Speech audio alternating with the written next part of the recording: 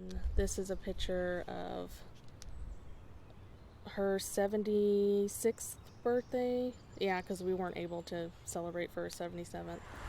The Laurels of Hendersonville was locked down. We were able to see her through, like, the window. Yeah, I kind of considered her like my mom because she raised me since I was little. Laura Williams' grandmother, Joyce Ward, was asymptomatic for 2 weeks after testing positive for COVID-19. And then after Mother's Day, I don't know what happened. She just, like, did a complete, like, 180. That makes it, like, 20 times harder.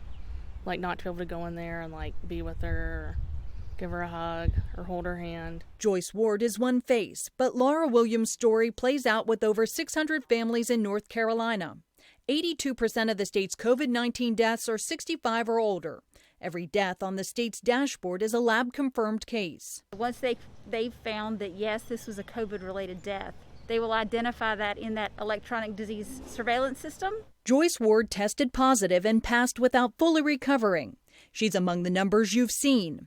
But those numbers could go up at the Register of Deeds when death certificates are considered. In North Carolina, death certificates are still a paper-based system, so there can be a significant time lag. How long? North Carolina is one of 3 states with no electronic death registry. Sometimes it can take up to 2 months for us to get that notification of death back from the state. The certificate is filled out by a physician or medical examiner. Because you're using your clinical judgment. And that's really what a death certificate is using your clinical judgment to determine the cause of death. To put COVID-19 as a cause, a lab test isn't required. A doctor can simply suspect it. It's not as highly scientific and specific as people might think. We don't require an autopsy. We don't require confirmatory lab tests.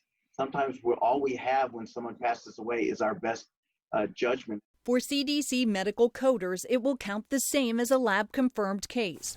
I hand-searched over 1,000 Buncombe and Henderson County records between March 1st and the end of May. Those who died with COVID-19 were often elderly and, like Joyce Ward, had ties to long-term care facilities and underlying health conditions, including chronic lung disease, diabetes, and pneumonia. 52% had at least one underlying condition. If someone had a pneumonia, as an example, there'd be a variety of different ways you could fill it out, but you could fill out, pneumonia on the first line and COVID-19 on the second line. You could fill out acute pneumonia secondary to COVID-19. So it can be suspected, but not necessarily confirmed. Still, records from February and March showed similar symptoms without COVID-19 listed. Months ago, when testing was harder to come by, there may have been plenty of cases where it's a probable case instead of a lab-confirmed case. It's very likely that we have undercounted the total deaths from COVID-19. With COVID-19 in over 130 long-term care facilities, Laura wants greater steps taken to contain the virus. I hope they are, but I don't think they are.